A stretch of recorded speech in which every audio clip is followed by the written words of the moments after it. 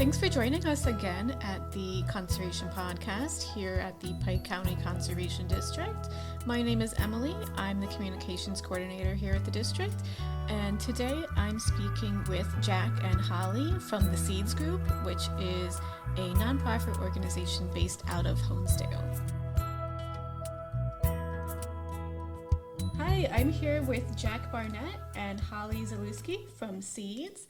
Thanks for coming. Great. Thank you. Thank you so much for having us. Yeah, of course.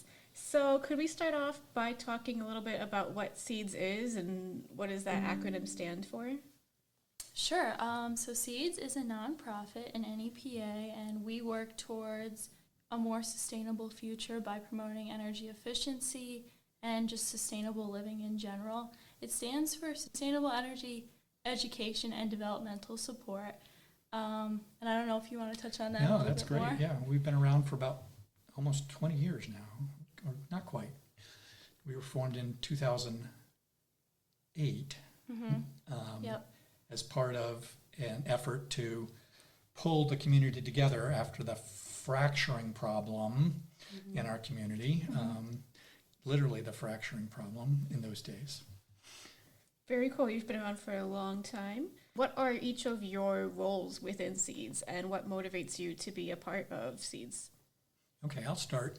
I first learned of Seeds back in 2012 or 2013 or so. Saw Seeds at a tabling event at the Wallenpaupack Middle School, and really got excited about what it was mission about saving energy. And it was at the time there was promotion on about can we get enough homeowners to save 350 kilowatt hours on their annual electricity use. And that was kind of a neat target to help the community save energy. And I was a retired engineer, and so I got really I've always been a solar enthusiastic. So I got involved to help promote solar and other energy efficiency things. Mm-hmm. That's great. I mean, I started around 2 years ago now as an intern, and my role at Seeds has only grown since then. I mean, it was so unexpected in the most beautiful way. So now I'm actually the outreach assistant, so I do social media and things like that, and then energy efficiency assessment, kind of like intern / part-time worker. So, yeah, I mean, that's kind of how I started. It was just like a little bit of a hobby, but like I said, it's just flourished since then. That's awesome. Yeah. And I know you do tabling events with us. You're at the Homeowners Resource Fair, and it's good to know that tabling events like that are reaching people and making a difference, getting more people involved with our organizations. So that's awesome. So if someone is just starting to consider installing solar on their property, since that's one of the main things that Seeds kind of focuses on, what are the first things that they should be thinking about before they get started? Well, the first thing to do is to save as much energy as you can by being more efficient, whether that's behavioral changes and not consuming as much energy, turning off the lights, turning off the computers and the television when you're not using them. And then, so that, first save as much energy because that'll be the most economic benefit. Then, if you really want to generate your own energy, get a solar site assessment. And Seeds offers that to anyone who gives us any donation of any amount as a free service. We're trying to help the community understand what solar is and what it isn't. There's a lot of misinformation out there. Too many solar salespeople will sell using fear, uncertainty, and doubt, or over optimistically predict its benefits. No, the government will not pay you for your solar system, things like that. Don't believe those ads. There are way too many scams out there. So we try to cut through that and help people understand what it really can do. Sure, that makes sense. So could you explain a little bit about the 3 different types of solar energy that are possibilities? Yeah, so I usually think about solar technologies in 3 different forms. Some of them are are ancient in their origination. So a passive solar is the most and best way to build a new building, a new infrastructure.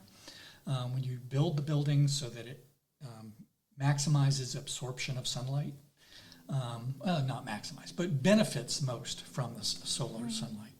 That's really important because you can get natural light inside the building from the sun.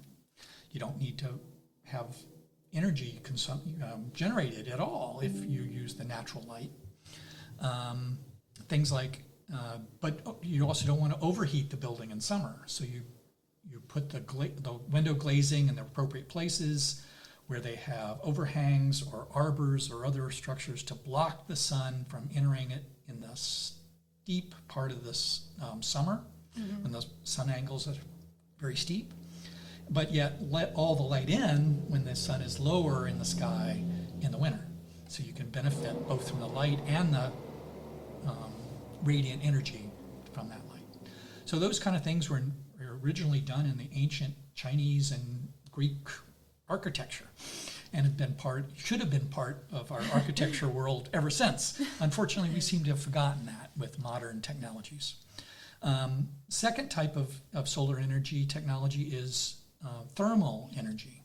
So this is where you use sunlight to heat, usually a fluid like water, and you use it, the best benefit you can is either to bring that hot water into the home to heat in winter, like a radiant floor system,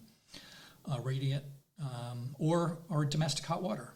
So you can have a solar thermal system on the roof. It's often looks like a thin, like 4-inch thick black box with glass on one side, but there's usually piping running around inside with that fluid being pumped, and that fluid then goes back in the house and heats your hot water. So it's a very simple solution, but it is not the one that most people think of when they think of solar energy. That's photovoltaic, which is the most modern. In the 1900s, actually, Albert Einstein got his Nobel Prize for being able to explain why photovoltaics work. That's so cool. And so, yeah, that's the one with the solar panels generate electricity. Gotcha. Okay. That's very neat. Okay.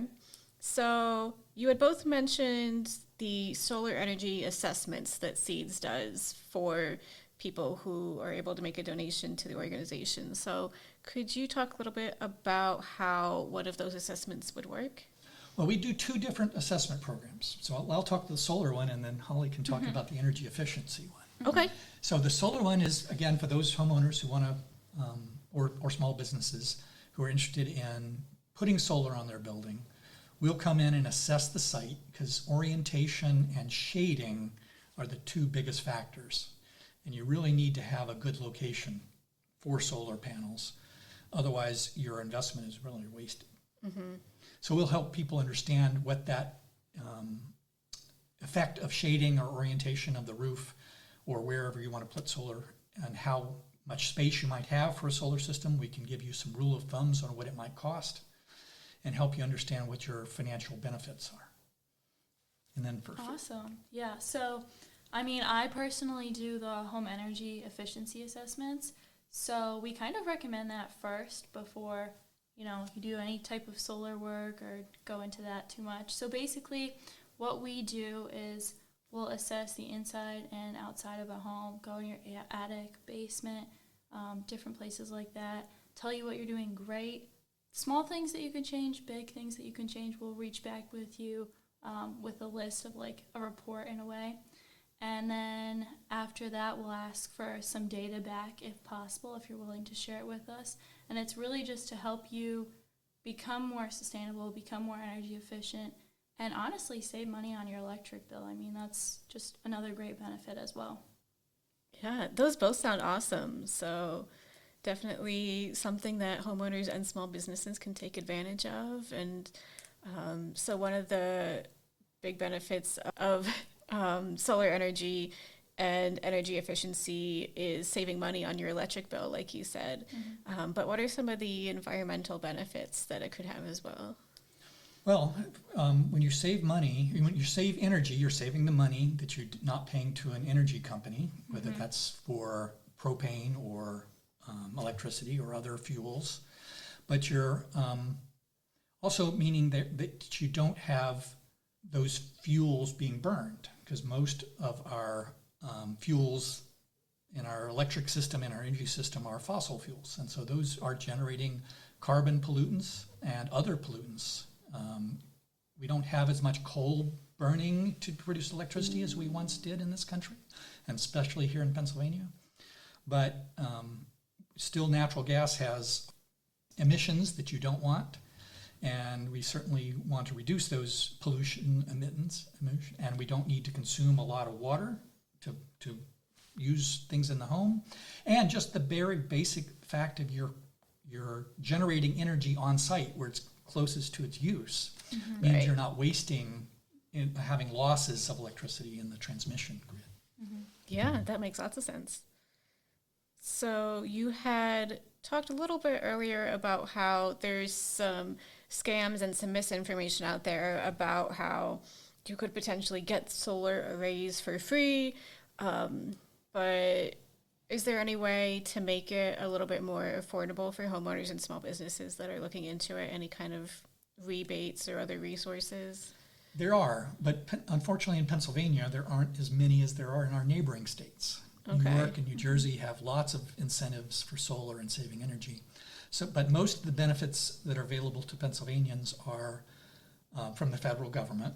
And so there's both tax incentives that can, for those homeowners who have a tax liability, you can save up to 30% on the system by getting a tax credit back.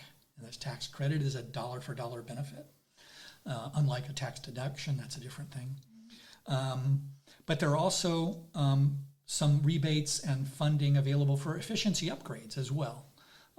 New HVAC systems, air conditioning systems, hot water tank upgrades, window replacements, and other insulation and improvements like that are available as well.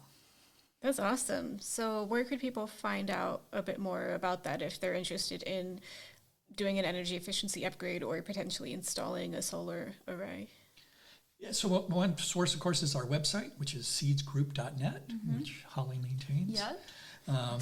We don't have a lot of the newest information on there. We'd like to get it more added, but there's a lot of other groups that have some good information about the tax credits and tax benefits. But you can always call us or send us an email at info@seedsgroup.net, and we'll be glad to try to direct you to the best places. Yeah, absolutely. I mean, we also have a Facebook and Instagram page as well, so there's always updates going on there also. That's great. Okay, so be sure to follow their Facebook and Instagram as well. And we had said that just being more energy efficient at home can save money on your electric bill because you're purchasing less fuels from companies. But if you install a solar array, is that something that could save money over the long term? Oh, definitely. I mean, that's the majority of the reason that's the major reason people install solar, is to save money. In Pennsylvania, we do benefit from a very positive, what they call net metering, which allows your electric meter to virtually run backwards for any excess solar production you have. And that means you get basically a kilowatt hour benefit for every excess you send out. So that is saved as a bank. It's not literally a battery, but the utility is able to take that kilowatt hour you produce and sell it to your neighbors. So then they have a credit that you can then use that kilowatt hour that you gave them, and that's not billed to you the next billing cycle or at night or when a storm comes up. So that one-for-one solar net metering is a very powerful benefit to solar homeowners, solar system owners. So that's the main reason. And then in Pennsylvania, if you do have access over the whole year, which is not easy to do, to overproduce. But some homeowners can, who are very efficient or have very large arrays. Then you get a check, but that check is not a full value of the kilowatt hour. Okay, that makes sense. That's very cool. So then you get to help power other people too and kind of expand the reach that you have with that environmentally friendly energy source. So that's awesome. So Holly, you do the energy efficiency home assessments, right? So what are some of the things that you look for in those, some ways that people can be more energy efficient at home? Yeah, so we basically just go around the house, like I said. We'll ask them questions like, what type of electricity do they use? What type, like, where do they source their gas from? Things like that. And, point them in the right direction in those regards as well. But more like when we're in the home, we'll look at what type of installation they have, see if there's any breaches anywhere, anything that they need to close. Checking their appliances. You always want to go for Energy Star. So it's mostly things like that. And, also just very small things like outlet covers and, light bulb changes and things like that. But those are some of the big things that we'll look for when we're doing an assessment. That's great. Okay, so if you get an energy efficiency assessment, that's a good way to kind of learn a bunch of new ways to be more energy efficient Absolutely. at home. That's awesome. Okay. So Seeds is very involved in a bunch of community projects and the community in general. So what are some of the recent things that you've been involved with in Northeastern PA? Oh, well, we just finished up our spring and summer solar forum work. So we did a series of solar energy webinars, and then we had to cancel one of the workshops, unfortunately, but we did a do-it-yourself solar installation workshop. That was a 2-night effort where we help homeowners who are DIYers kind of already consider how to learn about doing solar as a do-it-yourself project. Not every homeowner is going to do that, but going through the process of learning how it's done and what makes a good site is really beneficial. So I think we had a total of 18 attendees who came. That's great. And over 2 nights, it was taught by myself and one of the local solar installers, Blair Baselli. And then we followed that up the following weekend with an actual home project. So one of the attendees, we installed 14 panels on his roof over the following 2 weekends. That's very cool. Yeah, and he led the project, but we were there to have lend a hand, provide lots of assistance, and among the Seeds volunteers who were there were 5-6 other solar homeowners who had either had solar installed professionally or had done it themselves as well. That's awesome. So you were able to provide some technical assistance and some manpower as well for that project. That's very cool. And one of the other community projects you have going on are the little free libraries where people can borrow books on sustainability topics. So where are some of these little free libraries located that people can check out?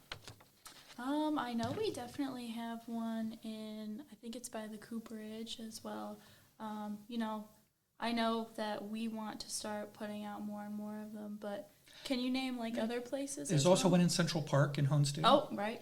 Yep. Can't forget about that one. And I think there's one at the Stourbridge Project. Yep.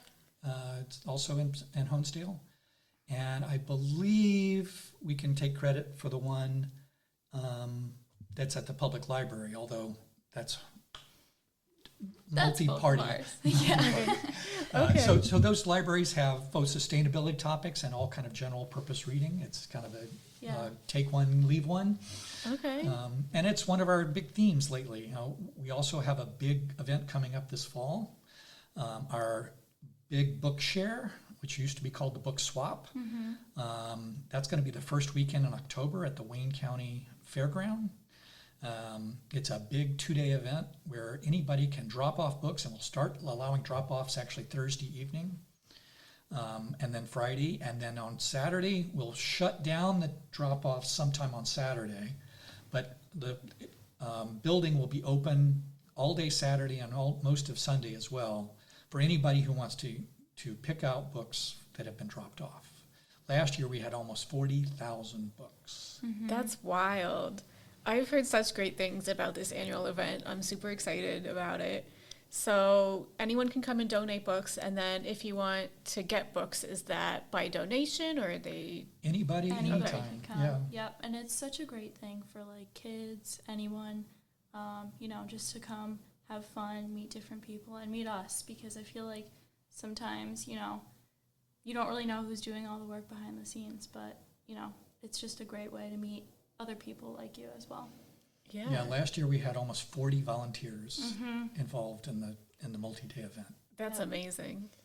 So it's a great community thing, just to help people share the books, read more, and we do our best to make sure as little as possible goes into the waste stream. So any book we can, we give to the community, or ship, as much as funding allow, we'll ship books to other organizations that distribute them to military families, third world countries, people who need books in general. And then if we have to, we'll recycle the books. We have a great partnership with the Wayne County Recycling Center, and so it's very emotionally and mentally hard to tear books, but we have to tear the hardcovers off and recycle the paper as paper and the cover as cardboard and things like that. But we do all that at the end to make sure as little goes into the waste stream as possible. Yeah, well, there's so many cool facets of this program because we're keeping stuff out of the waste stream, which really anytime you do a swap of any kind like that, that's helping to perpetuate the circular economy and keeping things out of the waste stream. But also reading is a hobby that is not very energy intensive as long as you do it while the sun is out. And so that's really awesome too, to promote that, and also just to bring people in the community together through a shared love of reading. So Absolutely. that's awesome. Are there any other upcoming programs besides that Bookshare the first weekend in October that are open to the public that people should get on their calendars? Yeah, so we also have our picnic. Like, it's going to be an annual Seeds picnic on August 4th at Promised Land State Park. Open to all ages, and it's really just going to be a great way, like I said before, to meet all of us and for us to meet everybody else, just join together and as a community, It's a potluck event, and we do ask for registrations so that we can make sure we have the right beverages. So here, bring utensils, bring plates, bring a dish to share, and we'd love to see everyone. That sounds great. Yeah, definitely. So August 4th. And then how can people get involved with Seeds if they want to become volunteers for things like the Bookshare or any other events that you might have for putting up solar arrays like you had mentioned? Yeah, I mean, definitely reach out to us. You can email us at info@seedsgroup.net. Like I said before, we're on Facebook and Instagram, so posts are always going out of different things that people can help with. And then also we have our newsletter that you can sign up for with different details about events as well. And always has good news. It does. That's It's good always news good. about sustainability and energy, both locally and globally. That's awesome. We It's always need it's some only good monthly, news. so we won't Only monthly. spam your email. Okay. Is there anything else that you want to share about Seeds? Well, it's a really great organization. We're currently have a vacancy for our executive director, so we will soon be promoting a job post with looking for a strong candidate to lead us further. So that's coming up in the near future, and we really look forward to doing more in the community with more people and more visibility. Absolutely, yeah. I mean, I would agree. Just like you said, looking for that executive director, a brave leader. Exactly what you said before. Just to keep moving forward, going for a more sustainable future. That's our mission. So. Well, that's great. Thank you both for coming and for sharing all this great information for our local homeowners and small business owners and just everyone in and outside of Pike and Wayne counties. So thank you so much. Thank you. Thanks for Thank having you. us.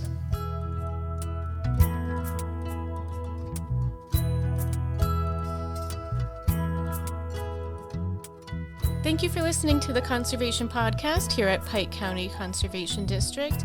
If you enjoyed this episode and want to find more, you can find past episodes and new episodes. Our Season 2 episodes will be released monthly starting January 2024 on our website, pikeconservation.org, under the Education tab, or on Spotify. To stay in touch with us and find out more about our upcoming events, newly released podcast episodes, and tips and tricks for conservation at home, follow us on Facebook, Instagram, and YouTube, and sign up for our email monthly newsletter, which you can find the sign up link at the bottom of our website, pikeconservation.org. Thanks for listening.